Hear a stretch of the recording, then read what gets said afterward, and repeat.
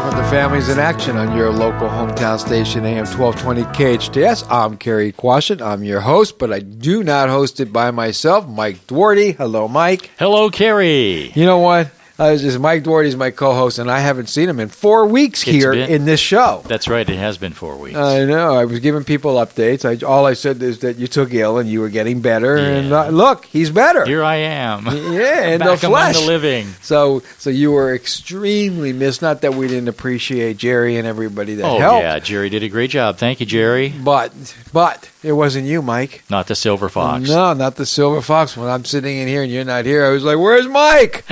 So I'm really, really glad you're back and that your health is coming around and you look good. Oh, thank you very much. I feel a lot better. I used to say you have a face for radio. I was going to hide you, but I'm from the cameras, but I won't. Yeah, there it is. But I won't hide you today. How's that? For those that are listening to us on the radio, we were pointing and smiling at the camera. The little TV thing. Hey, Cary, you know what? But before you go there, you know that Action or Families in Action is brought to you by your local hometown station, AM 1220 KHTS, which we so much appreciate. We've been on the air now almost 13 years. Almost 13. Wow. So thank you so much to Carl and Jerry for all they've done. And by the way, congratulations on your award, Carl and Jerry, for the other night.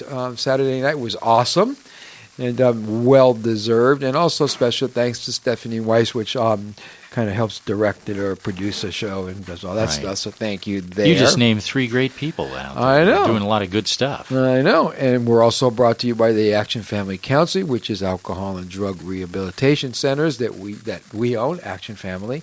And the foundation, I'll let you talk a little bit about the Action Foundation. Well, you know, the foundation does so much. How many schools are you in with the foundation? I don't even know. It's not just Santa Clarita. No, you're all over the place. We're in Santa Clarita, Simi Valley, Glendale, Ventura. I mean, I can go on. We're quite a few school districts. So the Action Family Foundation does so much in terms of alcohol and drug counseling and information for not just adolescents, but adults as well. Exactly. For instance, one thing we did last week was we did a joint venture with COC.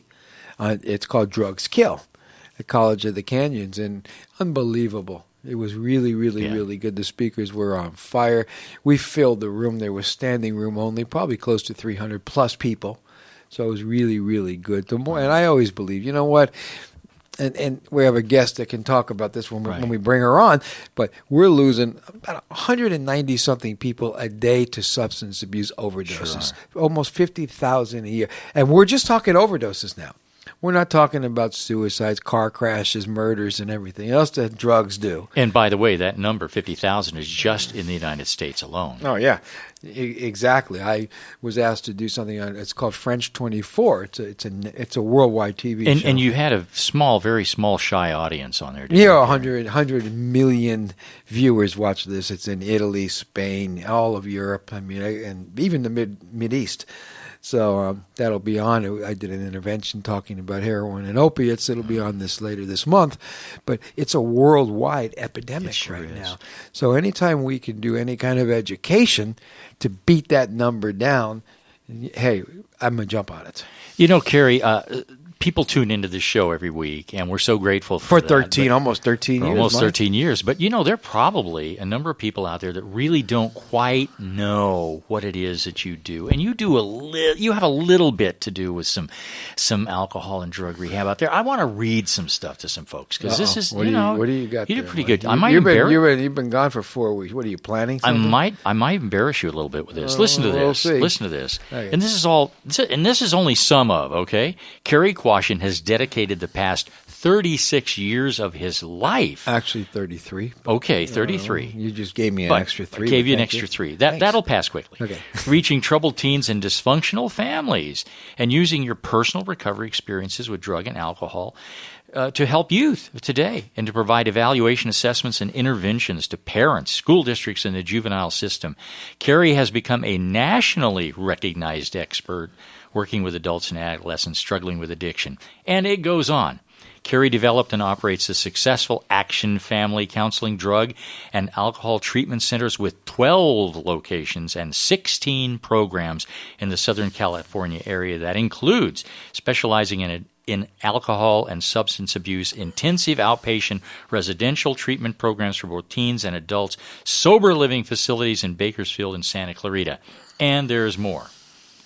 Quashen is currently the executive director of Henry Mayo Newhall Memorial Hospital Behavioral Health, and I said that wrong. It's actually Henry Mayo Newhall Hospital Behavioral Health Unit.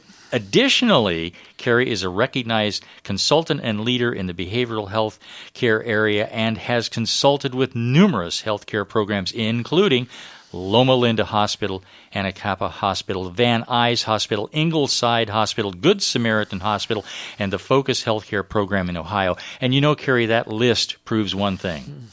You can't hold a job. You're actually right. I guess so. Actually, no, because those hospitals I consulted and helped, but I wasn't really working there. Oh, I see. Okay? But I got to take what I said back, because you've been at Henry Mayo for 2 months less than I have, or 3. Yeah. I've been there about 3 months more than you. How long has that been? 13 plus years? Yeah. A long time. Yeah. I think we're either going on our 13th or 14th year. I don't know which. And you know what? I've been actually doing the same thing for 30 years. Wow. I mean, the names changed some of the places, but the work has not. Sure. Do we have our? Why don't we put our little headphones on? Why don't you explain where we're going, Mike? And let's introduce the nice lady that we have waiting for us here. MaryBeth Cichocki is a registered nurse, and she lives in the state of Delaware. And as a registered nurse, she's not doing this now, and you'll understand why in a moment, but she was a registered nurse working in the NICU unit, which for our listeners is the neonatal intensive care unit, where they're basically working with babies that were born that have some severe problems. But MaryBeth lost her son, Matt, to an overdose of prescription drugs, and she was unable to return to the world of taking care of critically ill babies. She now devotes her time to raising awareness of the dangers of these drugs. She writes a blog called mothersheartbreak.com, and we should mention that a number of times, mothersheartbreak.com, if you want to take a peek, telling the story of her battle during her son's addiction. She writes for the Huffington Post and has been interviewed by a number of news sources, including The Fix. She's a public speaker, and as well, she's very open about the issues that need to change to fight this deadly disease of addiction, Cary. She's educating the public about the dangers of unregulated pain management clinics. She's working with lawmakers in various parts of the country to change the face of addiction and addiction recovery because of her own personal experiences losing her son, Matt. And she battles those who believe addiction is a myth. A myth? What planet are they living on? I don't know, but let's bring our guest on. Mike, I'm going to let you take the lead. Hello, MaryBeth. Have we lost our guest? I don't know. MaryBeth, are you with us? Well, we try to get her back on. We will do that. We can also talk. This just absolutely comes in perfectly with what we talk about week after week here. It does. You know what's really got me sometimes? I mean, if you really think about it, we're losing 50,000 people a year. Just in the U.S. Now, that's just in the U.S. And that's just on drug overdoses, right? We're not talking about all the other reasons why people die when it comes to substance abuse. But anything else, if it was a terrorism attacks, if it was whatever, some kind of catastrophe. If Donald Trump said something, everybody would be screaming. Everybody would be screaming. It'd be all over mainstream media. And this is not that well talked about. Actually, it's starting to be. It's beginning to, because people can't hide anymore. But I have been screaming about this for how many years? Well, over 13. I mean, especially the last probably 5 or 10 years, I've been screaming. We're having an opiate epidemic. Sure are. There's people are dying from prescription pills and heroin, and it's going to be worse than the 70s, and now here we are. Mike, I think we got our guest back. I think so. MaryBeth, are you there? Hello, MaryBeth. We had her back, but I guess we lost her again. Uh-oh. Well, it's a long way between here and Delaware, so is that what it is? Yeah, maybe the squirrels have gotten into the cable. Right. But I guess where I'm going with all this is anything else, everybody be screaming. They would be. And for me, it's like this is It's the leading cause of accidental death. And you're right. More and more people are beginning to talk about it. Our government finally, Right. we now have some things going on. And hospitals are being a lot more careful about prescribing. I was walking through Henry Mayo Hospital today, and as I was leaving, there was a doctor walking, and I've been speaking a lot to pain management stuff, and he says, hey, I'm on the Cures program now, which means they check. If somebody writes a prescription, before they write it, they check a database on a computer and make sure, and they could actually see how many prescriptions these people have been getting. And he says, it's really pretty cool. He says, I can really keep a tab on what's going on.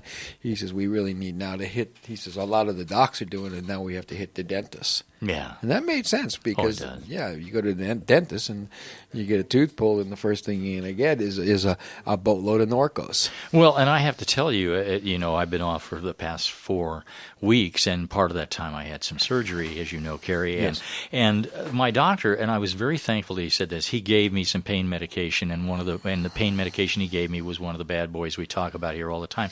Right. I was not very interested in taking it, except I knew I had to manage the pain. Of course. And it was going to be more that I could handle with your average aspirin. And I'll just throw you in detox. Well, I'm just messing with you. Interestingly enough, my doctor said to me, Mike, only take this if you absolutely have to, otherwise managing it with acetaminophen or something. And that's what I did. But I was happy that he made that call. Right, and some of the problems with a lot of these pain medications is when people are leaving hospitals or people have surgery or tooth extracted and that kind of stuff, you need them. Sure. But the problem is you take some of these pain medications for over a week, and you're gonna get a dependency. You could become physically addicted. So when it's 1 every 4 hours, it becomes 2 every 4 hours, and so on. Right. So it really becomes very dangerous. So I'm glad to hear that doctor had a conversation with you. He did. Because knowledge is power, and if we're teaching people, hey, you might need this, but you need it for a short period of time, I mean, we can maybe change. Well, interestingly enough, when he, and as you can well imagine, when he told me what he was giving me, and I knew, oh gosh, this isn't something I really want to take, but I know I'm going to need to. Mm-hmm. But I was just glad that he said, because I could have, let's just say I was somebody else. It would be nice for doctors to say to people, look, don't take this unless you absolutely need it. If you can manage a pain with something like over-the-counter aspirin, do it. All right, and I'll tell you what, a lot of times Advil works a whole lot better than some of these pain meds. It really does. Rumor is they've repaired the line between here and Delaware. MaryBeth, I'm almost hesitant to ask, are you there? I am. Can you hear me? Almost. I think we have to turn you up just a little bit, but we're getting there. Hello. Okay. Hi. A little bit more. We got it. It's on our end here. We're going to work on this. That's okay. Did you hear the introduction we gave to you? I did. Thank you very much. Oh, good, because I was going to lie about it if you hadn't. I was going to tell you that it was the most incredible introduction we've ever given to anyone. It was pretty good. Thank you. I appreciate that. MaryBeth, you have quite a story to tell. Yeah, absolutely. I was listening to you guys talk about the doctors and how they're prescribing opioids like they're M&Ms. And here in Delaware, yes, our top 1% of our physicians write 25% of the opioid prescriptions. And unfortunately, Matt had a car accident, back surgery, and he found his way to, I thought they were a legitimate pain management clinic. And as I started to observe closer, the pills just kept coming month after month. And, like Cary said, after 10 days, if you have a propensity to be an addict, it's going to hit you, and you are going to be, craving these drugs like Matt was. Now, let me just jump in here for a quick moment, MaryBeth, and reiterate to our listeners that Matt, who you're speaking about, that was your son. That was my son, yeah. Right. And how old was he when he passed away, MaryBeth? Well, he was 37 when he passed away, but we battled his addiction probably for about 10 years. Wow. The thing with Matt that I really think a lot of parents miss is he never did heroin. Funny thing was, Matt was afraid of needles, which I felt very secure in. And what I didn't know and even as a nurse, was how addictive the opioids really were. Well, it's really the same thing. I mean, opiates are opiates, heroin is opiates, right, pills are opiates. But he never injected, is I guess what I'm trying to say. Right, and so many. Well, go ahead. Go ahead. I've had a lot of moms call me, and they're always so worried about, shooting heroin. And I tell them, what is in your medicine cabinet? Some moms have had, breast surgeries, knee replacements, and the Vicodin, the Oxys, everything's sitting in the medicine chest. They don't think to get rid of it. And kids, they hear about these pills in school, peer pressure, and they're going to experiment. So I always try to educate parents that absolutely heroin is a very, very big deal, but a lot of the time they don't start with heroin. And MaryBeth, we could put that in perspective here on our end, and I don't know whether this is happening in Delaware or not, but one of the things that we've found is that real estate agents are having to be told, hey, when you have an open house, make sure they empty the medicine cabinet, because people are actually going to open houses just to fill up a bag full of whatever. Yeah, absolutely. That happens here also. It really does. And I think people are just so unaware of the problem with the pills. When I was in this whole thing with Matt, I guess I can say that I was naive, but because of his fear of needles, I didn't worry about the heroin, and I never thought he would die. I saw how badly he was addicted to the pills and how he would blow through a script. He was getting 168 Percocet for a 30-day supply, and they were 30-milligram pills, along with methadone, 10 milligrams, 98 pills per month. I reported these doctors to our Delaware Board of Medicine thinking, that I was doing the right thing. They were absolutely overprescribing month after month. It was a cash or credit card only business. And our Board of Medicine more or less told me there was no problem with their prescribing methods. And that absolutely blew my mind. Is doctors covering up for doctors, and they're killing our kids. So that's why I got on the bandwagon, and I started, as you guys both know, addiction carries a terrible stigma. Of course. I've had people say to me since Matt has died, why are you surprised? He was an addict. He did it to himself. But, I look at that and say, well, you smoke. So when you get lung cancer, can I say that to you, that you did it to yourself? Right. Addiction is such a powerful disease, and it is a disease. It absolutely is. It's not a moral failing. It's not a lack of willpower. Matt did not want to live the life that he was trapped into because of the addiction. But yet, here in Delaware, I don't know how it is in California, we have very, very few places to take our children who need help. That was another problem that I ran into. When somebody is ready to get help, they are ready, and you need to act on it. You got a window, and that window can close in minutes, not days. Absolutely. Yeah. And I would call detox centers. At that time, we had one in the entire state. And they actually said to me, oh, well, we don't have any beds. Call back in a week. And I thought, well, I won't need you in a week because I'm missing this very brief window to get my son help. I actually detoxed him at home, being a nurse. Right. I thought, well, if they're blowing me off, how hard can it really be to detox? And, oh, my God, how foolish I was. Well, I read the problem with detox is, and I own rehabs, and I've been, just so you know, I've been clean and sober. This Christmas Eve was 35 years myself. Oh, that's amazing. But the problem with detox, getting somebody off of drugs is actually pretty easy. Right. I mean, it's hard to get them into detox because we'll talk about that when we come back from break, because that's something else that we need to really start fighting. But the reality is the physical addiction is the easiest to deal with. It's the emotional addiction that comes after the physical that we really have to worry about treating. We have to go on break. Can you hang tight? We'll be back in about 60 seconds. Sure, absolutely. Okay, we'll be right back. This is Families in Action on your hometown station, AM 1220 KHTS. Don't go nowhere.